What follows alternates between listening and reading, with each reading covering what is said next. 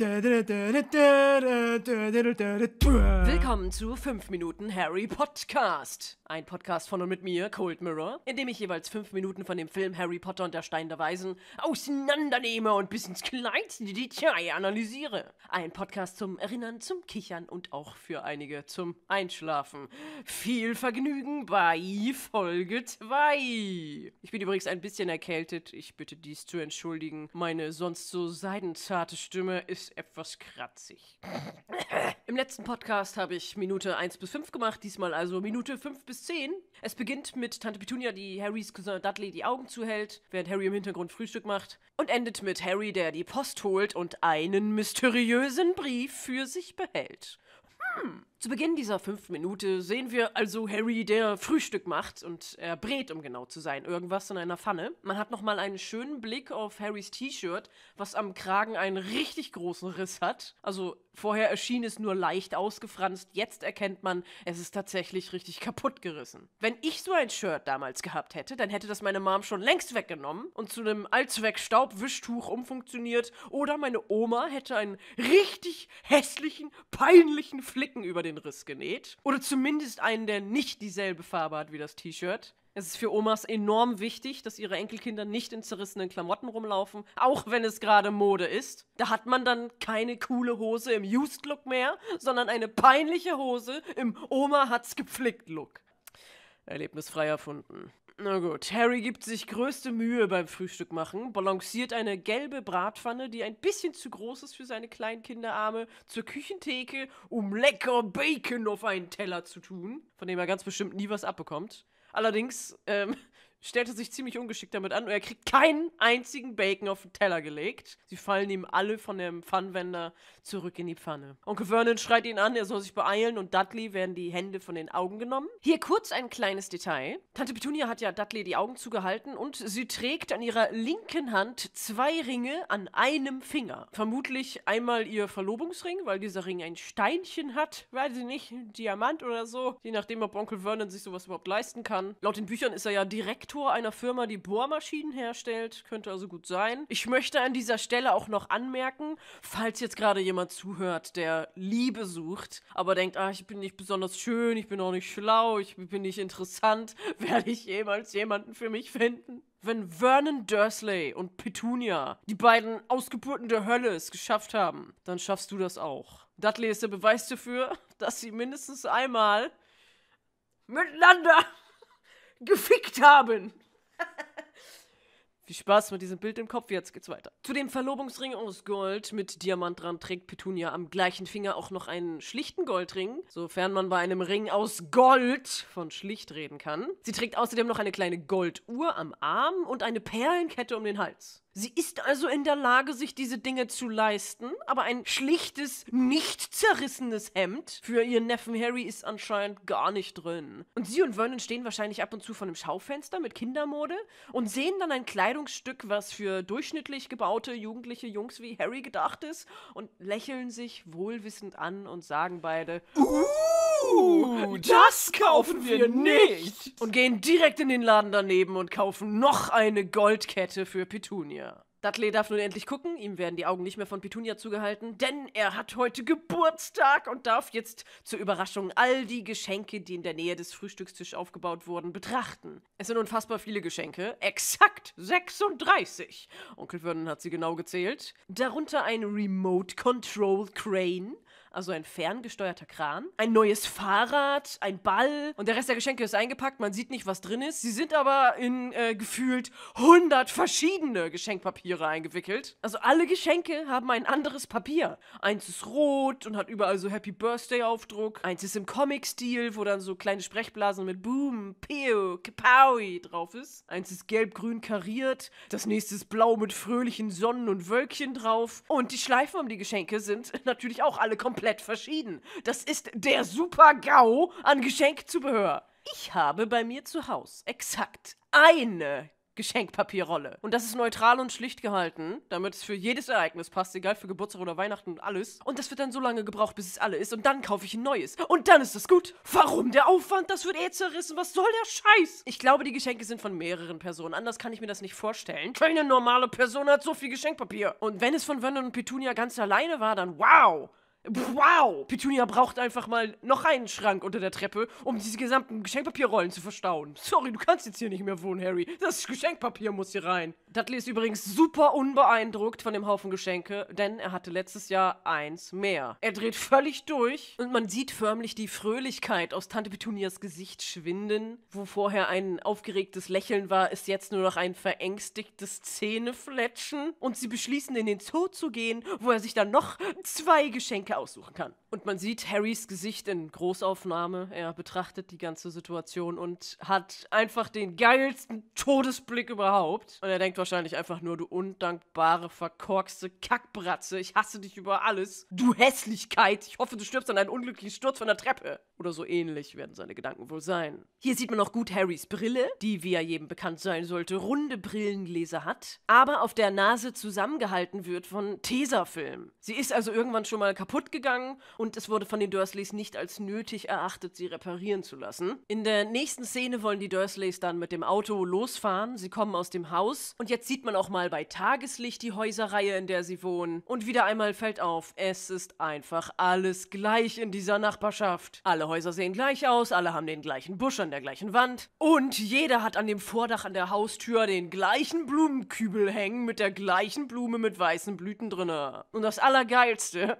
jeder hat das gleiche Auto. Es ist einfach so ein Kombi und die Dursleys haben ihn in Silber und die Nachbarn haben ihn in Lila und die Nachbarn von den Nachbarn haben ihn in dunkelblau und die Nachbarn von den Nachbarn von den Nachbarn haben ihn in Rot. Und ich kann nicht mit 100%iger Sicherheit sagen, was es für ein Modell ist. Ich vermute aber, da man in einer Szene zwar nicht das Logo, dafür aber die Buchstaben VAUX erkennen kann, dass es sich um ein Auto der Marke Vauxhall handelt. Was im Prinzip nichts anderes ist als ein Opel. Vauxhall ist eine Automarke mit Unternehmenssitz in Großbritannien und sie machen eigentlich die gleiche Palette wie Opel, nur dass sie ihr eigenes Logo drüber klatschen und Vauxhall wird eigentlich nur in Großbritannien und Irland vertrieben. Vernon hält Harry übrigens zurück, bevor sie ins Auto steigen können und warnt ihn, wenn du irgendwelche Albernheiten machst, dann bekommst du eine Woche nichts zu essen. Was ja erstmal ein total pädagogisch wertvoller Satz ist, wofür man Onkel Vernon am liebsten einen Best Parenting, Number One Dad Anstecker ins Gesicht tackern möchte. Es ist aber, glaube ich, eher so gedacht, dass Harry kein richtiges Essen bekommt und nicht gar kein Essen. Im Englischen sagt Onkel Vernon nämlich no meals for a week. Also keine Mahlzeiten im Sinne davon, dass er wahrscheinlich nicht mit am Tisch sitzen darf, um eine warme Mahlzeit zu sich zu nehmen,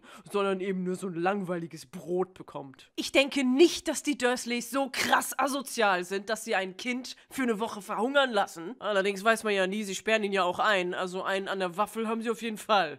Und Waffeln, davon träumt Harry nur. Danke. Harry ist ja schon so ein Hungerhaken. Ich glaube, der kriegt generell nichts anderes, als vielleicht am Tag so einen trockenen Toast ohne Bacon und da seinen einen Apfel. Man sieht auch, Harry hat in dieser Szene etwas andere Klamotten an. Seine Ausgehklamotten, möchte man fast sagen, die immer noch viel zu groß, aber zumindest nicht mehr komplett zerrissen sind. Einmal ein dunkelblau kariertes Hemd, ein verwaschenes blaues Shirt und eine viel zu große braune Hose, die gerade so mit einem ganz eng zusammengeschnürten Gürtel an seiner schon viel zu schmalen Hüfte zusammengehalten wird. Und Harry sieht trotzdem aus wie eine wandelnde Altkleidersammlung. Man erkennt hier übrigens, was die Dursleys für eine Vogeltränke in ihrem Garten haben, für den Fall, dass es irgendwen interessiert. Es ist eine schlichte, braune, aber ziemlich cool aussehende Schale in Baumstammoptik. Wissen wir das jetzt auch? Ortswechsel. Wir befinden uns nun im Zoo und man sieht den Eingang zu einem Reptilienhaus, aus dem gerade eine Schar Schüler rausgerannt kommt. Und ich bin fast verrückt geworden, weil ich unbedingt rausfinden wollte, zu welcher Schule sie gehören. Sie tragen grüne Schuluniformen mit grün gestreiften Krawatten und das Wappen, das Schulemblem auf ihren Jacken, ist ein goldener Vogel mit ausgebreiteten Flügeln. Und ich wünschte, es gäbe irgendeine Liste mit allen Schulwappen in England, wo man hätte nachgucken können. Es ist so ein völlig unbedeutendes Detail, aber ich hätte das gerne gewusst. Und dann, total cool hier im Podcast als trivialen Fakt erzählt. Aber ich habe nichts gefunden. Und alles, was kommt, wenn man nach grün Schuluniform Harry Potter England googelt, ist Ja, Slytherin. Ja, vielen Dank. Toll, J.K. Rowling. Ganz toll. Und so schließt sich der Kreis. Anyway, wir sind im Zoo. Gefilmt wurde im London Zoo, wo ich war. Das ist ein geiler Zoo. Richtig gut, mit den coolsten Tieren überhaupt. Unter anderem einem Potosi-Pupfisch. Pupfisch. Und viele andere. Zu sehen, auch auf meinem YouTube-Kanal Cold Mirror mit dem Titel Sönke und Cuddy in London. Könnt ihr euch ja mal anschauen. Und generell solltet ihr mal in London sein, geht auch in den Zoo. Kostet zwar ein bisschen mehr, ich glaube so knapp 30 Euro. Das war richtig schön, tolle Parkanlage, tolle Tiere, alles toll. Tja, London Zoo Film Location. Allerdings sagt Harry im Buch später zu Hagrid, dass er noch nie in London war. Und darum wird vermutet, dass es sich bei diesem Zoo, den die Dursleys und Harry besuchen, gar nicht um den Londoner Zoo handelt, sondern um einen Erlebnispark in Surrey. Die Dursleys wohnen ja in Ligusterweg Nummer 4, Little Winging, Surrey. Little Winging gibt es nicht in echt. Ligusterweg, Privet Drive gibt es dafür einige Male in England, zum Beispiel in Bristol. Das ist eine winzige Straße, die, wenn man sie bei Google Maps im Street View anguckt, doch tatsächlich ein bisschen so aussieht wie die Straße der Dursleys. Abgesehen von dem riesigen Haufen schwarzer Müllsäcke, der bei irgendwem in der Auffahrt liegt, und einer etwas zu nah an der Straße hängenden Wäscheleine mit Unterhöschen. Und die gehören ganz bestimmt nicht Vernon Dursley. Aber wie gesagt, wenn man sich ans Buch hält, dann kann es nicht der Londoner Zoo gewesen sein, obwohl es da gedreht wurde, sondern höchstwahrscheinlich Chessingtons World of Adventure, was ein Themenpark mit Zoo ist, in Surrey, wo die Dursleys wohnen. Und da gibt es nämlich auch ein Reptilienhaus, in dem unter anderem auch Schlangen sind. Und in der nächsten Szene sehen wir auch schon Harry und Dudley vor einem Terrarium einer dicken Schlange stehen. Im Buch ist es eine Boa Constrictor, hier im Film ist es eine Python-Schlange. Python-Schlangen wurden lange Zeit zusammen mit den Boa-Schlangen als eine Art von Riesenschlangen zusammengefasst, neueste genetische Forschung ergeben, aber dass es nicht so ist, weil es zu viele Ungereimtheiten gibt und deshalb kommt es oft vor, dass Pythons mit Boas verwechselt oder gar gleichgesetzt werden. Deshalb verzeihe ich den Machern des Films diesen kleinen Fauxpas. Dudley findet die Schlange jedenfalls super langweilig, weil sie nichts macht. Und für eine Familie, die viel darauf gibt, unauffällig und so normal wie möglich zu sein, sind sie hier im Zoo total auffällig und laut und nervig. Onkel Vernon klopft gegen die Terrariumscheibe, Dudley klopft gegen die Scheibe, da schreit die Schlange an, dass sie sich bewegen soll. Und ich find's schade, dass Petunia nicht auch in ihrer charmanten Art wie bekloppt gegen die Scheibe hämmert. Aufstehen! Steh auf! So wie es vorher am Morgen an Harrys Tür gemacht hat. Das hätte das Bild ziemlich abgerundet. Außerdem am Anfang sagt Dudley, die soll mal was machen. Vernon klopft gegen die Scheibe und sagt, bist du taub? Im Englischen sagt Vernon übrigens einfach nur, move, was ins Deutsche synchronisiert wurde mit bist du taub. Sie haben ein einsilbiges Wort übersetzt mit einem dreisilbigen Satz, der eine völlig andere Bedeutung hat. Bist du taub? Das ist so bescheuert. So als wenn die Schlange natürlich die Sprache der Menschen versteht, aber sich dazu entschlossen hat, sich nicht zu bewegen und langweilig zu sein. Sehr unhöflich. Sie muss taub sein. Die Dursleys gehen gelangweilt weg und Harry entschuldigt sich bei der Schlange für deren dummes Verhalten und die Schlange reagiert plötzlich. Man sieht die Schlange in Großaufnahme und weil Schlangen nun mal Schlangen sind und keine Menschengesichter haben, hat das Special Effects Team hier es als total nötig empfunden, die echte Anatomie einer Schlange zu ignorieren und ihr Gesichtsausdrücke zu geben. Sie nickt Harry zu und blinzelt. Was für eine Schlange eigentlich unmöglich ist, weil Schlangen keine Augenlider haben. Folglich können sie ihre Augen nicht wie wir schließen, geschweige denn blinzeln oder zwinkern. Schlangen häuten sich ja und sie haben eine Augenschuppe, die, wenn sie sich häuten, mit abgestreift wird. Man erkennt übrigens, ob eine Schlange sich bald häutet, daran, dass die Augen milchig sind. Diese Hautschuppe, die das Auge schützt, ist dann schon im Prozess des Abgelöstwerdens. Harry fragt, ob die Schlange ihr Zuhause vermisst und die Schlange richtet ihren Kopf zu einem Schild, was man dann in Großaufnahme sieht und auf dem Schild steht Bred in Captivity.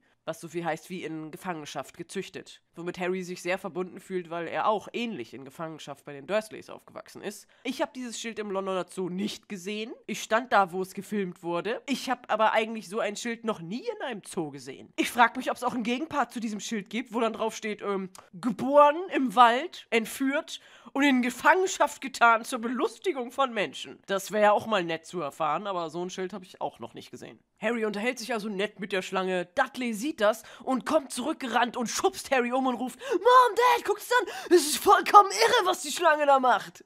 Ja, was macht die Schlange? Jongliert sie? Frisst sie einen LKW? Ich würde den Kopf heben jetzt nicht als vollkommen irre betiteln.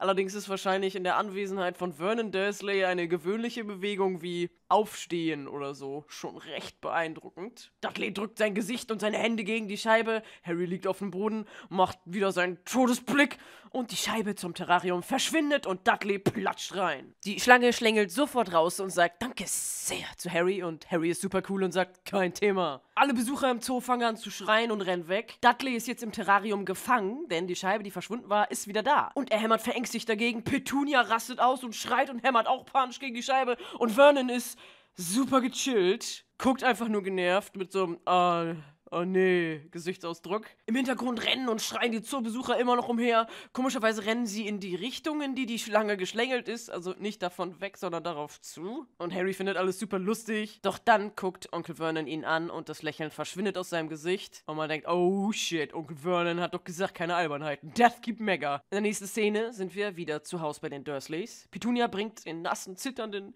in eine Decke eingewickelten Dudley ins Haus. Und man sieht jetzt auch mal die andere Seite des Flurs, in dem die Tür zu Harrys Zimmer ist. Eigentlich gibt es hier nichts Besonderes, man erkennt die Tapete hier ganz gut. Da ist ein Blättermuster drauf. Ich würde fast sagen Bambus, aber ich kann mich auch irren. Und schräg über der Tür ist eine Türklingel, die tatsächlich eine Klingel ist. So ein edler Holzkasten, unter dem eine metallene Klingel ist, wie man sie vielleicht so von Fahrrädern kennt. Ist eigentlich nicht interessant, aber ich habe sowas noch nie gesehen. Bei mir ist das so ein weißer Kasten und da kommt halt das Geräusch raus. Und hier haben wir eben so eine richtig echte, altmodische Klingel. Ich finde das cool, okay? Onkel Vernon schubst Harry ins Haus, Harry fällt fast auf die Fresse. Vernon zieht ihm an den Haaren, nimmt so richtig ein Büschel in die Hand und zerrt an ihm und meint, was hast du gemacht? Und Harry wimmert nur, ich weiß nicht, es war wie Zauberei. Daraufhin schmeißt Vernon den kleinen Harry förmlich in den Schrank, knallt die Tür zu, verriegelt das Schloss und sagt zu Harry, der traurig durch die Schlitze von der Tür guckt, es gibt keine Zauberei. Und wham! Er verschließt die Schlitze zum Schrank und Harry sitzt im Dunkeln. Ach herrje, armer Junge, jetzt ist er ganz allein in der Dunkelheit. Oh, armes Ding. Ja, das, was da gerade zugemacht wurde, diese Schlitze, wo Harry nach draußen gucken konnte, das ist ja nicht einfach nur eine Lichtquelle. Wozu braucht ein Schrank ein Licht? Ja, da ist ja eine Glühbirne drin. Nein, das sind Belüftungsschlitze. Ich habe mich ja ausgiebig darüber aufgeregt, dass Harry anscheinend oft in diesem Schrank eingesperrt wird und auch, dass er keine warme Mahlzeit bekommt, aber keine Luft bekommen, weil die scheiß Belüftung zu ist. Das finde ich als Erziehungsmaßnahme so ein bisschen übertrieben. Was für eine Scheiße. Die Dursleys misshandeln ein Kind körperlich, sperren es ein, lassen das teilweise hungern und jetzt auch noch ersticken? War eine super Idee, Harry bei den Dursleys zu lassen, Dumbledore. Richtig gut. Daumen hoch, 5 Sterne. 10 von 10 Punkten. Gute Kommunikation, gerne wieder. Top-Käufer, schnelle Bezahlung, Top-Familie. Nächste Szene. Eine Eule fliegt mit einem Brief in ihren Krallen durch den Himmel und lässt den Brief fallen und landet dann auf einem Schornstein. Im Hintergrund wieder sehr gut die immer gleichen Häuser des Ligusterwegs zu sehen. Diesmal auch die Hinterseite der Häuser. Auch wieder mit den Autos, diesmal in blau und grün und silber und schwarz. Dann sehen wir eine Großaufnahme von einem Paar Schuhe aus Leder.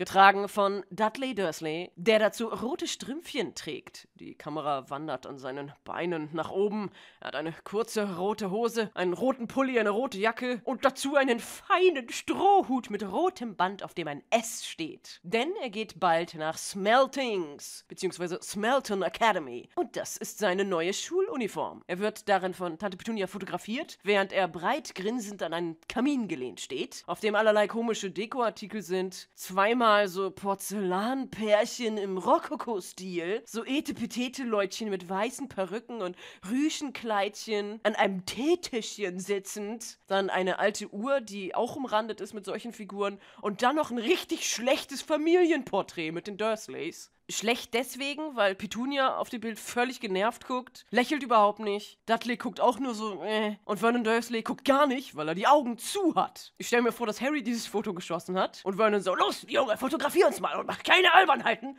Und Harry macht einfach 30 Kackfotos, die alle verwackelt sind oder irgendwo ist ein Finger auf dem Bild. Und ja, das hier war das Beste von allen. Es gab noch keine Digitalfotoapparate, man konnte nicht nachgucken. Der Film ist voll, danke Harry. Also wie auch immer dieses Bild entstanden ist, irgendwer hat sich ja dazu entschlossen, das einzurahmen und gedacht, das ist es. Das stellen wir jetzt hier auf den Kamin. Besser geht's nicht. Wir haben dieses Foto 30 Mal gemacht und das hier war das Beste. Apropos Foto. Petunia fotografiert übrigens mit einem Fujifilm-Fotoapparat, weil man das Wort Fuji ganz klein auf dem Apparat lesen kann. Und nach langer Recherche habe ich herausgefunden, dass es das Modell Fujifilm Clearshot 10 Auto ist. Das steht übrigens nirgendwo bei trivialen Fakten über Harry Potter. Das hat noch nie jemand nachgeschaut. Wahrscheinlich, weil keiner so dumm ist und sich davor setzt und den Film Frame für Frame anguckt und denkt, wer zum Geier interessiert sich denn für Kameramodelle, kleine Scheiß-Hintergrundsachen, also der muss ja völlig bescheuert sein, der sowas macht und danach guckt. Ja. Die Kamera wurde übrigens ca. 1998 hergestellt, passt also zeitlich nicht ganz in den Film, der ja 1991 spielt. Also, voll der Filmfehler. Sorry, also, es geht gar nicht, ja. Richtig schlecht. Oh my God, Becky, look at that Fujifilm-Kamera. It's so not in the Zeitlinie. In der Ecke steht Harry und guckt verwirrt auf Dudleys Schuluniform und meint, oh my God, Becky, muss ich das auch anziehen? Und alle fangen an zu lachen, als hätte Harry den besten Witz gerissen. Du, nach Smeltings?